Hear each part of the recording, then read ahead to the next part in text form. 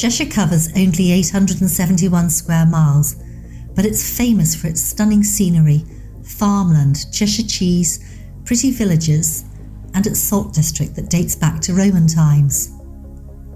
Sadly, the county is going to be savaged by HS2, which will make a running scar from Crewe to Manchester. For Cheshire, HS2 is all pain and no gain. Wimborsley parish alone will lose 40% of its land area. It's scandalous that we're allowing the most expensive rail project on planet Earth to trash such beauty, for a project that's literally off the rails. The budget for HS2 has soared from £32.7 billion in 2009 to an estimated £142 billion in 2021, with not a single centimetre of track laid so far. 350 miles of track for £142 billion, when the entire annual UK defence budget is only £40 billion. You're right, it makes no sense. Even if HS2 could be defended in 2009, the world has moved on. Post-COVID demand for travel is estimated to be only 80% of 2019 journeys.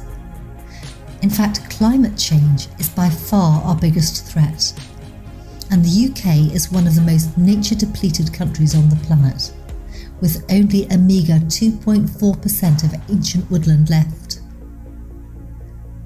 HS2 claims to be green, but it's going to irreparably damage 5 internationally protected wildlife sites, 693 local wildlife sites, 108 ancient woodlands, and 33 legally protected sites of scientific interest, leading to massive carbon loss that will take centuries to recapture. Centuries we don't have. And HS2's promises to offset woodland destruction with tree planting is nonsensical, because saplings simply can't replace the biodiversity of mature woodland.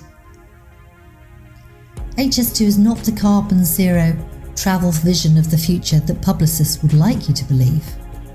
The Department for Transport's figures forecast a tiny 1% switch from flying and only 4% switch from car usage.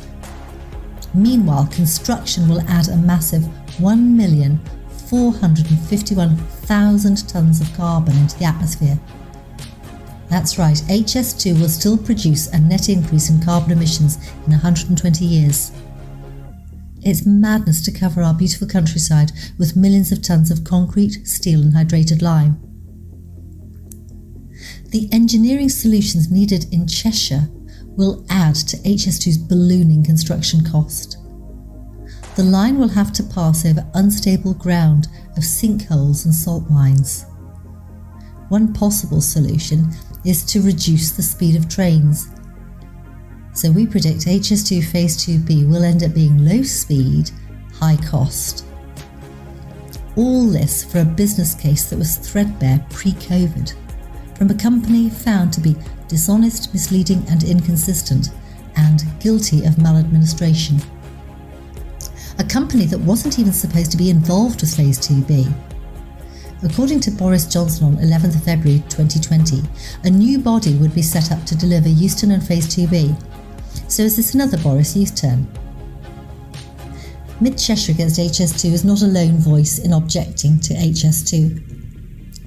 Lord Berkeley, the Deputy Chair of an independent review of HS2 commissioned by the government, has consistently criticised the project.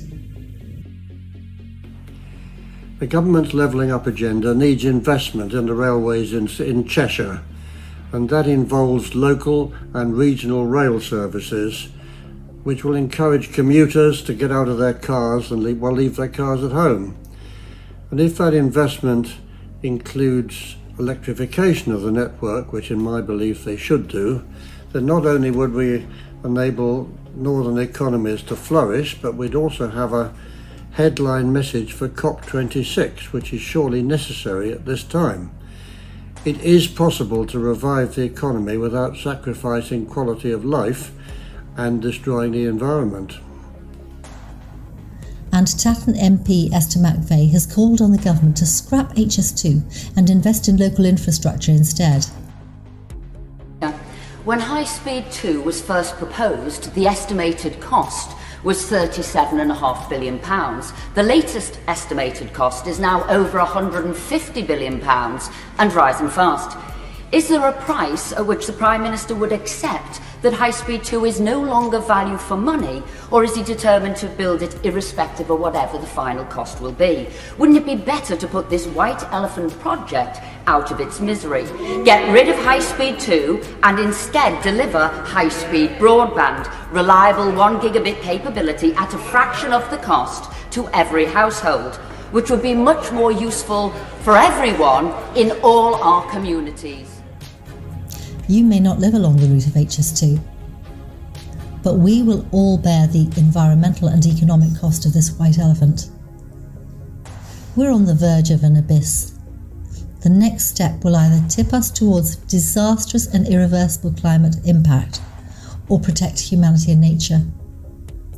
We've got to make sure our next step is in the right direction. Please help stop this madness. Make COP26 count for something and help us to stop HS2.